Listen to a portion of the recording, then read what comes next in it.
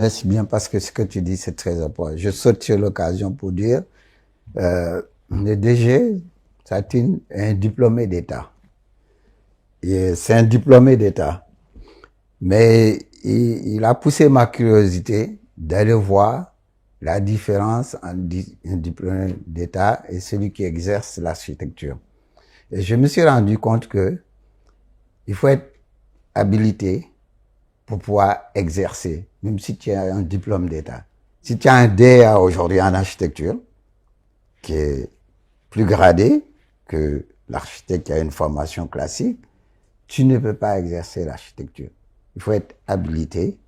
Et lui, quand j'ai vu sa biographie, il est habilité à exercer l'architecture. Mais pour être habilité aussi, il faut être inscrit à l'ordre. Pour être inscrit à l'ordre, ça veut dire que vous avez votre diplôme, vous allez passer 2 ans chez un architecte à apprendre votre métier pour être habilité, pour avoir une maîtrise. En votre nom propre, vous exercez une responsabilité. Parce que quand vous posez une signature, c'est un plan pour dire que c'est vous qui êtes responsable, vous êtes entièrement responsable. C'est pour ça qu'il est très complexe, ce métier d'architecture. Et je voudrais quand même laisser au directeur de développer un peu si ces thèmes qu'on vient de dire. Je vous remercie Malik. Euh, D'abord, avant de parler de la sculpture, parce qu'on a évoqué tout à l'heure la question de l'architecture et qui est architecte, c'est la question du titre. Qui est architecte et qu'est-ce qu'il faut réunir comme condition pour être architecte? Et qu'est-ce que ça veut dire, être architecte? On a le monsieur ou madame, en tout cas pour faire référence à docteur pour certains, en tout cas à professeur ou à maître. L'architecte est un titre donc, qui comporte tout que ça englobe en termes de déontologie, en termes de posture, en tout cas en termes de métier.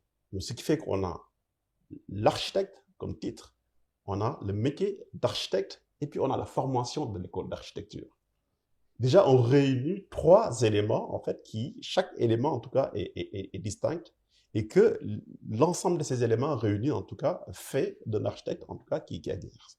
Et c'est vrai que depuis la réforme de la LMD, donc, où on a un master d'État, et ensuite, il va falloir faire l'habitation à son nom propre, pour faire la maîtrise d'œuvre. Aujourd'hui, en tout cas, depuis, je pense, 2005, en tout cas, tous les étudiants doivent en tout cas accomplir, en tout cas doivent faire cela. Maintenant, en parlant de sculpture, naturellement, la sculpture pointe un aspect absolument important et fondamental, qui est la conception. Tout part de la conception. Et quand on conçoit, on va aller, l'architecte, moi j'ai eu la chance en fait de grandir dans un milieu d'artistes. Et je vais parler de Canadior, où Senghor avait réuni en tout cas des familles d'artistes au sein de en tout cas de cet établissement, où on avait l'art, le théâtre, on avait la musique, on avait l'art plastique, on a la sculpture. Donc, en tout cas dans ma formation d'architecte, j'ai pu mesurer comment l'art facilite la conception. Parce qu'on a ce va-et-vient entre la volumétrie, la fonction et la technique. À quel moment la conception, qui est aujourd'hui associée à la sculpture, parce que c'est cette sculpture-là qui permet d'imprimer de l'âme dans ce bâtiment. Un bâtiment qui n'a pas d'âme, c'est un bâtiment qui ne nous parle pas, c'est un bâtiment qui ne s'affirme pas. Un bâtiment doit nous parler, comme la peinture, comme la sculpture. Donc, une expression purement plastique ou artistique, on peut le dire. Mais cette expression-là doit aussi se faire sur la base de règles, sur la base de normes, sur la base aussi d'une contrainte technique. Maintenant, l'architecte doit avoir cette sagacité, en tout cas, à composer avec cet ensemble d'éléments, mais tout en gardant l'esprit de l'esthétique. Un bâtiment sans esthétique, c'est un bâtiment qui perd son âme. Un bâtiment non plus qui n'a pas de confort, c'est-à-dire qui n'intègre pas son milieu naturel, n'a pas d'âme. Ce qui fait qu'on a tout simplement une réponse une seule réponse, qui doit en tout cas répondre à une série de questions.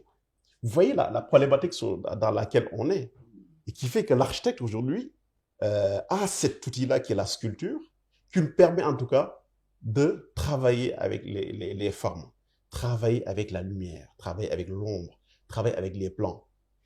Et j'ai eu la chance, évidemment, d'être dans ce monde-là où, en effet, en tant qu'artiste, où je décidais, je concevais l'architecture. Parce qu'avant de faire l'architecture, pour moi, il fallait d'abord l'expérimenter à travers les tableaux. Donc, mes tableaux parlaient de l'architecture de Tombouctou, de Guéret, en tout cas, de titiller l'architecture traditionnelle,